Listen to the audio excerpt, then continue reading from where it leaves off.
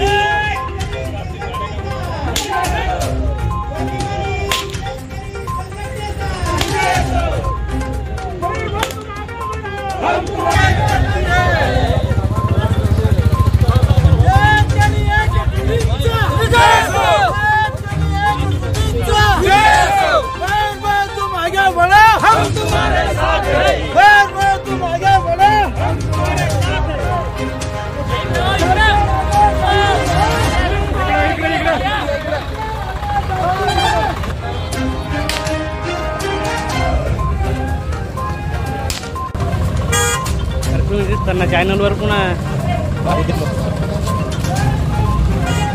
हम तुम्हारे साथ हैं। अरे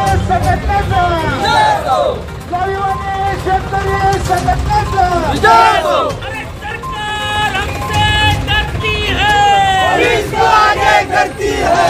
सरकार हमसे डरती है, पुलिस को आगे करती है। शेतकऱ्यांना 50,000 रुपयाची मदत, 50,000 रुपयाची मदत मिळालीच पाहिजे।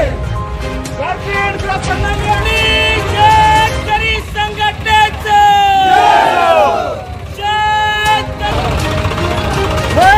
तुम आगे बढ़ो, हम तुम्हारे साथ हैं।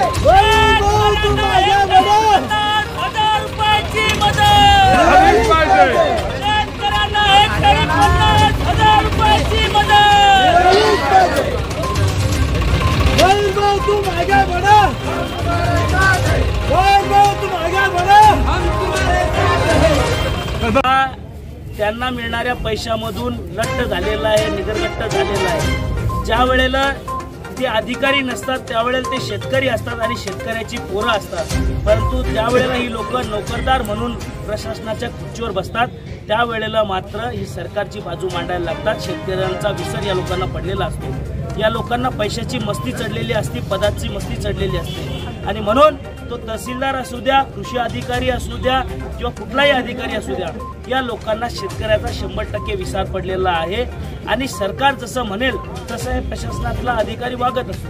त्यामध्ये तुम्ही ज्यावेळेस आज तुमच्या ठीक आहे, ज्या वेळेला आता काय असते की ज्या वेळेला शेतकऱ्यांना पिकवलं नाही, ज्या वेळेला शेतकऱ्यांना अन्नधान्य निर्माण केलं नाही, तर या अधिकाऱ्यावर रडण्याची वेळ येईल। शेतकऱ्यावर जर अशा पद्धतीने हे लोक हसणार असतील तर त्यांना थोडी लाज वाटली पाहिजे, किमान त्यांना वाटलं पाहिजे शेतकऱ्याचं अन्न खातो, त्या अन्नाला तरी या अधिकाऱ्यांना जागलं पाहिजे असं माझं प्रामाणिक मत आहे। आता काय असतं की एखाद्या आंदोलनाची तीव्रता जोपर्यंत वाढत नाही आणि जोपर्यंत एखादा आक्रमक जीव धोक्यात घालून आंदोलन करत नाही तोपर्यंत सरकार त्याकडे लक्ष देत नाही। परंतु मी आज सांगतो तुम्हाला की माझा जीव जरी गेला तरी पण शेतकऱ्याच्या पदरामध्ये न्याय मिळेपर्यंत विश्वस्त बसणार नाही, हे आमचं तुम्हाला सांगतो। आपल्या त्यांच्यासाठी शून्य झालेला आहे। मराठा आरक्षणाचा विषयात देखील ते काही बोलत नाही, परंतु जेव्हा फडणवीस वर जरांगे पाटलांनी भाष्य केलं त्यावेळेला मात्र इथलचे खासदार बोलतात, मात्र पार्लमेंटमध्ये शेतकऱ्यांच्या आणि मराठा समाजाच्या प्रश्नावर इथलचे खासदार बोलत नाही। ही खऱ्या अर्थानं आमची या ठिकाणी दुर्दैव आहे। जर अशा पद्धतीचे दलाल जर शेतकऱ्याकडून पैसे घेत असतील तर शेतकऱ्यांनी आमच्यापर्यंत यावे, शेतकऱ्यांनी आम्हाला त्या ठिकाणी पुरावा द्यावा, किमान त्या लोकांचं नाव द्यावं, किमान जिथं जो कोणी पैसे घेत असेल तर तो आम्हाला दाखवावा। आम्ही निश्चित त्याला चोप दिल्याशिवाय आणि धडा शिकवल्याशिवाय राहणार नाही, हे स्वतः आमचं जनसाधारण। आता तुम्ही जे निवेदन तर याला जबाबदार जर कोणी असेल तर या महाराष्ट्राचा मुख्यमंत्री आणि या महाराष्ट्राचे दोन्ही उपमुख्यमंत्री हे लक्षात ठेवलं पाहिजे। या महाराष्ट्राचा कृषी मंत्री आणि या जालना जिल्ह्याचा पालकमंत्री आणि या प्रशासनाला आमचं सांगणं, आम्ही आज जिवंतपणे आमचं शरण घेऊन तुमच्या दारात आलोय। घरातून निघाला तेव्हा बायकोच्या कपाळाचं कुंकू पुसून बाहेर निघणार आहे आणि रस्त्यावर लढणारे आम्ही लोक येतोय.